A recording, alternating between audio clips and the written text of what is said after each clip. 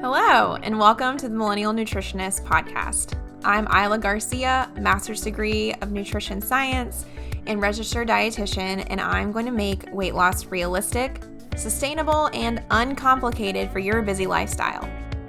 On this podcast, me and my team of registered dietitians will decipher the latest nutrition research, dissect fad diets, and discuss social media trends for you so you can feel confident knowing what to eat to achieve your health goals.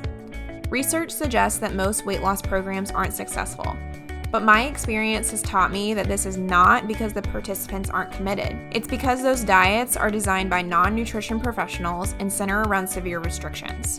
We are here to provide the facts about the science of weight loss so you can have the success you want and continue living your best life.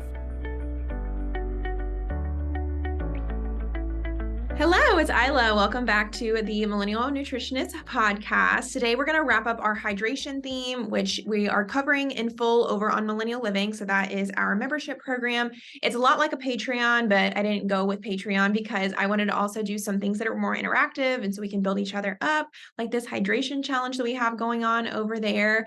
But because it's the last week of August, we're almost into fall, I wanted to wrap up with a little bit more of a specific episode about hydration. We have a whole Hydration 101 PDF over there. We have how to hydrate for exercise over there. But this is going to be a little bit more niche. And today we're going to talk about 6 products or like trends in hydration and if you should be following them or not. Overall, why do we need water for health or water for weight loss? For health, there's so many reasons that we need it. Our heart needs it. We're made up of something, like 70% water. I didn't look up that stat, but where's that thing that everybody knows that we're made up of mostly water? And so we just need it to function. We need it for pH balance. We need it for our electrical signals to flow. We need it. Our brain is mostly made up of water. The video that we have going up over on Millennial Living are 3 specific reasons, or 3 things our body uses water for, and what that may be surprising to you, but I'll say brain is one of them. And I learned some pretty cool things when I was making that video. Why we need it for weight loss is because it helps us to feel full. A lot of times when our bodies, which I go over in the first podcast of this month, is that when we feel dehydrated, sometimes our bodies are actually trigger hunger responses because it knows they can get water from food. So in order to help yourself to not have cravings, being hydrated is one of them. Also, another thing that can help with weight loss is drinking water makes you more energized because it takes a load off of your heart. And so if you feel like you don't have energy to do something, maybe ask yourself if you are adequately hydrated. But without further ado, let's just get into these 6 different water products. So first one is alkaline water. Should you be adding it to your regimen to stay hydrated? No. So overall, anything that is going to say that it messes with your pH, honestly, is unsafe. I don't really think that it's going to change your pH too much. And if your pH was different in your body than it's supposed to be, you would have to go to the hospital. I don't understand where along the way somebody thought this was a good idea to start making marketing material around changing your pH, but your body is really cool in that it maintains a really tight pH and you can't go much above or below it, or you pretty much will just melt, everything will really go out of whack. It's pretty interesting, but we don't want to mess with our pH. A lot of the marketing around alkaline water is thought that it can help neutralize the body, which sounds like it's a cool thing, but we don't need our body to always be a neutral pH. It says it can slow the aging process, heal the body, which is not true. I actually found that there's a warning if you try too hard to lower the pH of your stomach, which if you really get a basic water, not basic girl, but bases in pH, you could actually you could change the pH of your stomach, which would make it harder to fight off harmful bacteria. We consume a lot of bacteria that doesn't make it to the rest of our body to damage it because our stomach is so cool and it's a little bit more acidic. So it fights off all of that bacteria. If we change it, it won't be able to fight it off and it'll make us more sick. So literally, it's just not better for us. It does not heal the body. It can actually make us worse. I think that the alkaline water that they sell out there, I don't know if it's strong enough to do this, but it's all just a marketing ploy. And I don't think it's worth it for you to stress about the pH of your water. Number 2 is activated charcoal water. I didn't know a whole lot about this, but I do see it a lot of spas. I went to Cancun with my friends in June and they did offer it as a little thing. So I have seen it sometimes, or I've seen it at fancy smoothie stores. So This is actually pretty interesting. Charcoal was the only one that like maybe looks like it could be something you work into your health routine that has like the most promising benefits, but then again, overall, it's not going to be like better than eating like fruits and vegetables. But interestingly, people have been using charcoal apparently since like the 1800s to as an anti-poison remedy, and now I guess people use it as to treat drug overdoses. I don't know. I always pull a lot of this information from my like clinical background when I worked in a hospital. And I don't think I ever worked in a place that treated drug overdoses or poison, but maybe comment if you're on Spotify and you can tell me if your hospital does. But the way that it does this is it's pretty cool. It attracts positively charged molecules in your body and gets rid of it in your stool. So that's how it actually can, I guess, like decrease the effect of if you have a lot of drugs in your system or different poisons. However, a caveat is if you do too much of activated charcoal, like it can decrease the effect of medications you're actually taking. So if you find that your medications aren't working randomly, like, so especially if you have like hypothyroidism and you're taking all those really sensitive medications for that, maybe just make sure to not do it at the same time or just ask your doctor about it before. There's a potential it can help you de-stress your kidneys. There's some research that's more promising than the rest of these that say it could help remove urea. So a lot of times when we talk about like detoxing or like helping the kidneys, there's not a lot your kidneys honestly need help with. A lot of what goes through it ends up being urea. And if you do have like kidney issues, like clinically like have kidney disease, this potentially could be helpful. But again, like this was never a mainstream recommendation that I gave to my kidney clients was when I was in the hospital. And I pull a lot of the information that I think is sound from those days. And I haven't seen anything from any like Nutrition Academy, anything saying that we need to be recommending or activated charcoal for people with kidney disease. So I would say for people with normal kidneys, you don't really have to work into this. There's another actually kind of strong research that shows that it can help lower cholesterol, which I thought was interesting. However, the research is 40 years old and it's never been updated. So again, it's not like a mainstream recommendation for dietitians that we're taught to tell people to have activated charcoal, but like, I don't think it'll do much harm if you want to try to add it in. Just again, ask your doctor because of the medication part. Do I recommend an activated charcoal water? Maybe out of all the rest of these, but there's also the side effect of the medication decrease. So yeah, just I guess take that for what you will. The next one is chlorophyll water. Oh, chlorophyll water. I feel like one of the scammiest. So a lot of the marketing around chlorophyll water says that it will help detox, which I feel like these days anything that is green is said to help detox. Interesting is that when we have chlorophyll water, the chlorophyll in it is typically a semi-synthetic version. And so the chlorophyll that we have in green vegetables and I guess fruits is a different and naturally occurring kind. And there's apparently very little research on this synthetic kind. So maybe just double check when people say things about chlorophyll, like, are you talking about the one that's in plants? Because yeah, I totally agree. We need to be having way more green, dark leafy greens. But as far as the synthetic kind, I don't know if the research is going to be the same for that. So we can't just like apply it to the synthetic version.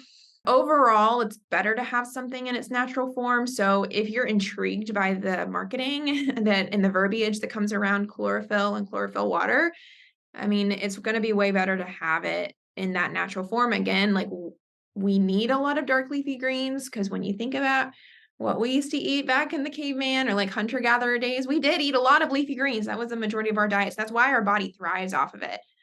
There was never any like making chlorophyll water for that time that we like evolutionarily grew up on and then need. It is safe. So if you just enjoy drinking it and it helps you to make other healthy choices because it makes you to feel healthy, go for it, but you totally don't need it. If you want to feel cool, like you get a lot of chlorophyll and spinach, collards, broccoli, parsley, and green beans. So you could save your money and just have water and have those vegetables instead.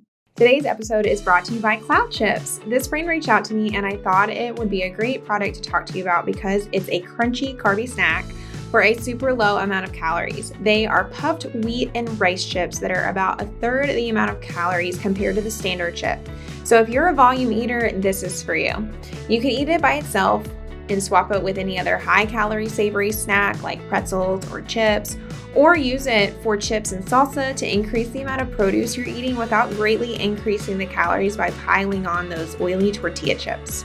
I have a discount for you that is 10% off if you go to the website cloudchip.com/millennial15, spelling millennial MILLENNIAL. Use the code millennial15, again MILLENNIAL15 at checkout. We'll link it below as well. Get your lightest air chips today. Okay, coconut water, I have very little information on, but I want to include it because I actually forgot it was so popular, or I feel like it at least was way more popular back in the day. So coconut water contains a really high level of potassium, which is a big claim that a lot of people say when it comes to coconut water. So they say it's like natural electrolytes, which, yeah, sure. But it is 50 calories per cup. So unlike the rest of these, I think the rest of these were like 0 calories. Just keep in mind that that is a lot. I mean, my daily at-home iced latte is 80 calories, and at least I get protein in it. You're not getting that from coconut water. You're just getting carbs and honestly a little bit of saturated fat, because coconut is high in saturated fat, which you have high cholesterol. So if you like the taste of coconut water, if you like to put it in drinks, if you like it, you can have it as a natural sort of electrolyte, but I'm getting ready to go into electrolytes right now. So I would say that drink coconut water if you like it for the taste, but for 50 calories, I think maybe save that for something else that you like and just drink normal water. The next one we have is electrolyte drinks, or like liquid IV. So I feel like this is maybe one of the most popular ones. It's also just like super mainstream, but I think there's a lot of confusion around electrolytes because, again, of the marketing behind it. So these electrolyte drinks have been around forever. I mean, we all grew up on Gatorade and Powerade, right? So, but a lot of people now think that they have to have it if they work out. And a lot of the information that we end up understanding about exercise comes from people who are like super active. And then us people who just are doing our 10,000 steps sometimes think that we're supposed to have that too. What are electrolyte drinks? They're added electrolytes, electrolytes being sodium, potassium, and magnesium. But you like really only need to replace these if you like are clinically dehydrated and like kind of have to go to the hospital, or your electrolytes are out of whack. Like when I would have people admitted to the hospital that we saw were dehydrated, they would have really like their creatinine would be messed up. They might be like having acute kidney problems. They also would have their electrolytes out of balance on a lab report. In that case, yes, we would have to give them an electrolyte bag. But at this point, you would know, like you'd be vomiting, or like it might be from uncontrollable vomiting for long periods of time, diarrhea. This is always something I worry about. Like when my dog just had pancreatitis, and I was like, oh my gosh, they're going to be dehydrated, because I just remember from those days that if you do have that, you might need to be dehydrated and you would be a candidate for electrolytes. Or if you're heavily sweating. So if you have been exercising for more than an hour, or if you're like one of these people that just like exercises and there's like a pool of sweat on the ground, you might be dehydrated to the point where you would need electrolytes, because you actually have to like sweat them out. Just working out and not sweating, that doesn't mean that you're like need electrolytes. Electrolytes would literally have to come out of you again, like through vomit, through diarrhea, or through sweat. If you are exercising less than this amount, you do not need to be spending your calories, because a lot of times these are higher in calories on it. You should be fine. Just drink normal water. You can also get a lot of these electrolytes through fruits and vegetables. So, I mean, potassium is in a lot of fruits and vegetables. Sodium, I mean, we don't have problems getting in sodium, and magnesium. So you don't have to go out of your way to consume them. And then also with the caveat of hangovers. So there is, I guess, stronger research to support that it can help prevent a hangover. Apparently the research is that it doesn't help like improve it. The only thing with a hangover is you just have to write it out once it's already there. But there were some recommendations that said that you could use some sort of like electrolyte drink, either like a additive, like liquid IV, or like a what are the ones now, like Pedialyte, but you have to do it before or almost like as you're drinking, apparently. So it can help with that. So like overall, do you need to be drinking electrolytes? Maybe if you're like very sick and dehydrated, if you are running or like sweating for more than an hour straight, or maybe if you're trying to prevent a hangover, but we don't need it just like daily on the reg. Lastly, seltzers. So seltzers have blown up over the past, what is it, like 5 or 7 years? I'm getting ready to go to my nutrition conference in October, and the LaCroix people are always there and super fun and trendy. So I'm excited to see them. But with seltzers, what are they? I think I'm kind of grouping this like seltzers or even like sparkling waters or soda waters, anything like that, anything carbonated. So typically it's like infused with carbon dioxide gas under pressure. Some of them, like something with like sparkling minerals, could be healthier, like something like Topo Chico is different because it's actually like mineral water, unlike LaCroix, I believe, is not. So it could have like minerals, but again, like the best way to get it is through fruits and vegetables. If you like want something different this is really good if you want something different with water with like minimal additives. So for people who don't or on the anti-Diet Coke camp, this would be great because you're really not putting anything in it. You could put like lemon juice in it. It's like the fewest added ingredients thing. There is, I feel like, some confusion with like, do seltzers actually count as hydration? And I've never found anything that says that it does not count as hydration. If your body can pull water from like watermelon, I don't see why it can't pull water from a seltzer and count it as hydration. You even do get a little hydrated with like coffees and stuff that like have a diuretic effect. So, don't let that confuse you. These, I guess, are the only ones that I think would be great. And for weight loss, if you really struggle getting in water, or like I recommend these a lot for people who like a evening beer or evening glass of wine and they don't have the calories for it. Making this a part of your routine is great. Me and David love trying to find like different seltzers, and we actually just joined Costco so that we could get a cheaper discount on, or like a discount on all the seltzers that we end up having. So sure, again, there's not like I would say compelling health benefits, besides the fact that if it makes you more hydrated to drink this, then go for it. And that maybe that's the case with any of them. Like if you like it better than drinking regular water, it's not like breaking the bank. You're not having to choose between like going to the gym and buying these expensive waters, then great, go for it. It's not probably going to hurt you, but I just never want you to feel like you have to spend money on these things and then get into this cycle of feeling like, I'll never be able to get healthy. I'll never be able to lose weight. It's so expensive. No, you do not have to do these things. Tap water is actually great, and I think like the best for you. And it's typically free as long, I guess, as you're paying your water bill. So that's that on water trends. I hope you enjoyed this episode and tune into the next one because we get to start a whole new month's theme. Bye.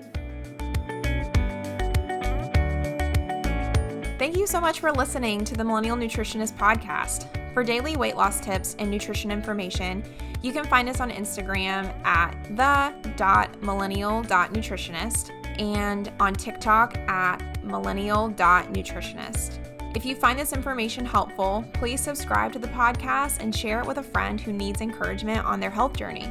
See you in the next episode.